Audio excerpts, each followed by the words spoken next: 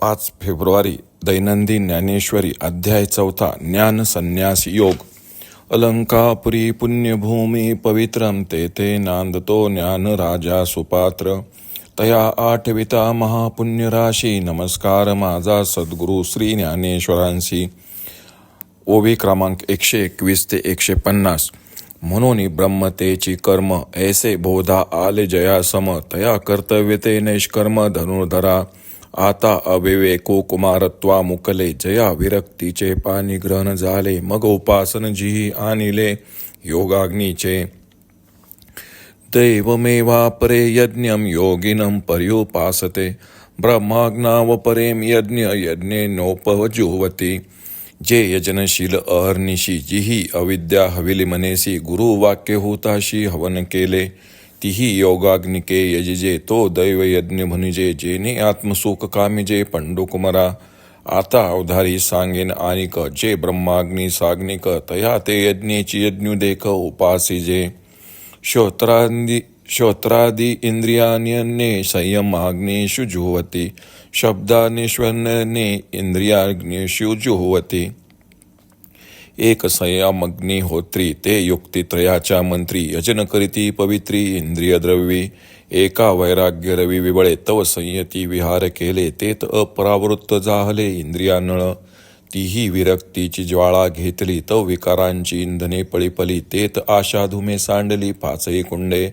मग वाक्यविधीची या निर्वळी. विषय आहुती उदंडी. हवन केले कुंडी इंद्रियाग्नीच्या.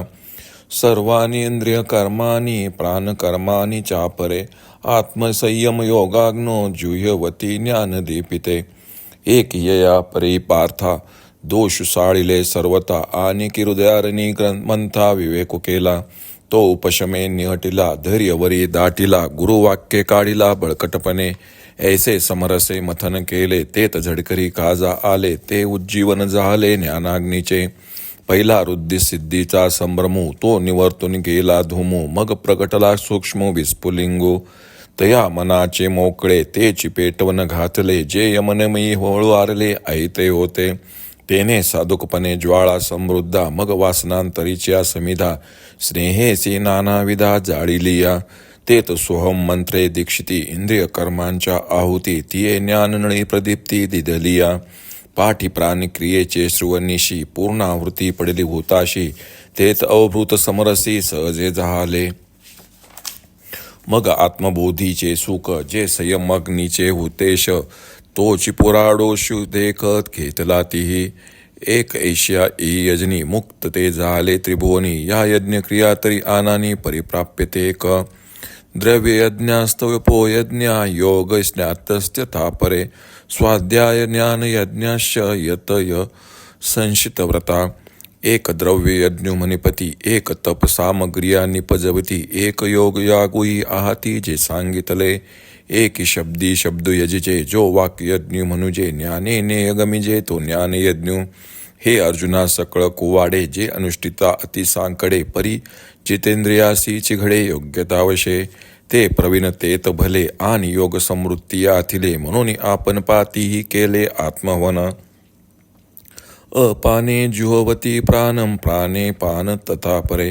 प्राणापान गती रुद्वा प्राणायाम परायणः.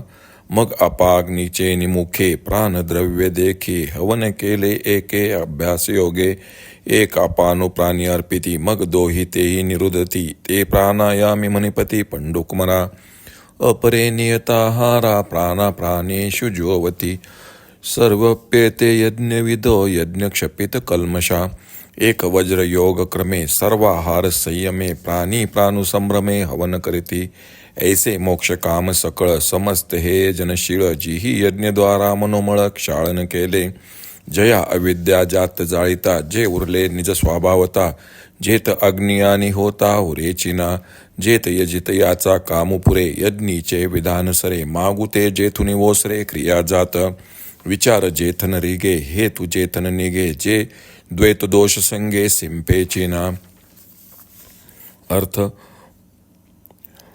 जे रात्रंदिवस यज्ञ करण्यात गुंतले आहेत. ज्यांनी गुरुवाक्यरूपी अग्नीमध्ये मनास अविद्येची आहुती देऊन हवन केले आहे. जे योगरूपी अग्नीचे ग्रहण केले अग्निहोत्री जे यज्ञ करतात त्यास दैवयज्ञ असे म्हणतात. अर्जुना, त्यात आत्मसुखाचीच इच्छा असते. आता दुसरा प्रकार एक, जे ब्रह्मरूप अग्नीचे अग्निहोत्री आहेत ते यज्ञानेच यज्ञाची उपासना करतात. ध्यान, धारणा व संयम हेच कोणी अग्निहोत्र ते करणारे कित्येक जण मूलबंधाधिक 3 बंधरूपी मंत्राद्वारा इंद्रियरूपी पवित्र द्रव्याने यज्ञ करतात. वैराग्य स्वरूप सूर्य उगवल्यावर कोणी अंतःकरण निग्रहरूपी अग्नीशी विहार करतात. तोच इंद्रिय स्वरूप अग्नी प्रज्वलित होतो. त्या इंद्रियरूपी अग्नीत वैराग्याची ज्वाला निघते तेव्हा काम, क्रोध इत्यादी विकारांची लाकडे पेटू लागतात. मग अग्नी प्रदीप्त होतो. मग इंद्रियरूपी 5 कुंडातून आशारूप पुष्कळ दूर निघून जातो. मग वेदात सांगितलेल्या विधिवाक्याच्या कुशलतेने इंद्रियरूप अग्नी असलेल्या कुंडात विषयरूप अनेक आहुती देऊन यज्ञ करतात. अर्जुना, याप्रमाणे काहींनी आपले दोष धुवून टाकले तर दुसऱ्या काहींनी हृदयरूपी अग्नीवर विचाररूपी मंथ करतात. तो मंथा शांतीने बळकट धरतात व वरून सात्विक धैर्याने बळकट करून गुरु उपदेशरूपी दोरीने जोराने ओढतात. याप्रमाणे समदृष्टीने मंथन केले म्हणजे त्याचा ताबडतोब उपयोग होतो. या कृतीने ज्ञानरूपी अग्नी प्रकट होतो. पहिल्यांदा वृद्धिसिद्धीचे आकर्षण हा धूर निघून जातो. मग ज्ञानाग्नीची बारीकशी ठिणगी उत्पन्न होते. यमदमांनी आयते वाळून हलके झालेले मन हेच त्या ज्ञानरूपी अग्नीला पेटवून घालते. मग त्यात नाना प्रकारच्या वासनारूपी समिधा ममतारूपी तुपास जाळल्या की त्याच्या ज्वाळा प्रदीप्त होतात. मग यज्ञ करता पुरुष म्हणजे दीक्षित मी ब्रह्मच आहे या मंत्राने त्या ज्ञानाग्नीत इंद्रिय कर्माच्या आहुती देतो. नंतर वृत्तीरूप प्राणक्रियेच्या सुवेने ज्ञानाग्नीमध्ये पूर्ण आहुती दिली म्हणजे ऐक्यबोध होऊन अवभूत स्नान त्याला सहजच होते. मग या संयमरूपी यज्ञात विषयाधिकांचे हवन करून शिल्लक राहिलेल्या आत्मबोधाचे सुख जो पुरवडोष याचे ते सेवन करतात. अशा या यज्ञांनी आजपर्यंत या त्रिभुवनात कित्येक जण मुक्त होऊन गेले आहेत. या यज्ञ क्रिया जरी वेगवेगळ्या आहे तरी त्या सर्वांची फलप्राप्ती एकच आहे. त्यापैकी काहींना द्रव्ययज्ञ असे म्हणतात. काही यज्ञ तपोबलाने सारले जातात. कित्येक योग यज्ञ म्हणून सांगितले आहेत. कित्येक यज्ञात वेदांच्या शब्दांचा उच्चार करून शब्दांनी शब्दांचेच हवन करतात. त्यास वाग्यज्ञ म्हणतात. ज्या ज्ञानाने ज्ञानात जाणवायची वस्तू जे नेय ब्रह्म जाणता येते त्यास ज्ञान यज्ञ असे म्हणतात. अर्जुना, हे सर्व यज्ञ कठीण आहेत कारण त्याचे अनुष्ठान अत्यंत त्रासाचे आहे. परंतु ज्याने इंद्रिय जिंकली आहेत त्यालाच त्या यज्ञाची योग्यता प्राप्त झाली असे जाणावे. ते त्या कामी चांगले प्रवीण असतात. योग समृद्धीने संपन्न असतात. म्हणून ते आत्मस्वरूपाच्या ठिकाणी अहंतेने हवन करतात. मग कोणी अभ्यासाने अपानरूप अग्नीच्या मुखात प्राणरूप द्रव्याचे हवन करतात. कित्येक हठयोगी अपान वायू प्राणवायूच्या ठिकाणी अर्पण करतात तर दुसरे किती एक प्राण व अपान या दोहींचा निरोध करतात. त्यांना अर्जुना प्राणायामी असे म्हणतात. कोणी साधक वज्रासन या मूलबंधापासून हठयोग करून क्रमाने अभ्यास करतात व प्राणवायुरूपी अग्नीत त्वरेने प्राणांचे हवन करतात. अशा प्रकारे हे सर्व यज्ञ करते मोक्षाचीच इच्छा करतात. त्यांनी यज्ञाच्याद्वारे मनातील सर्व मळ धुवून टाकलेले असतात. त्यांनी सर्व अज्ञान जाळून टाकल्यामुळे जे सहज शिल्लक राहते तेथे अग्नी व यज्ञ करता हा भेद उरत नाही. जेथे यज्ञकर्त्याच्या सर्व इच्छा पूर्ण होतात व यज्ञ क्रिया संपते व विविध क्रिया देखील काम संपल्याने मागे फिरतात व नाहीशा होतात तेथे विचारांचा प्रवेश होत नाही.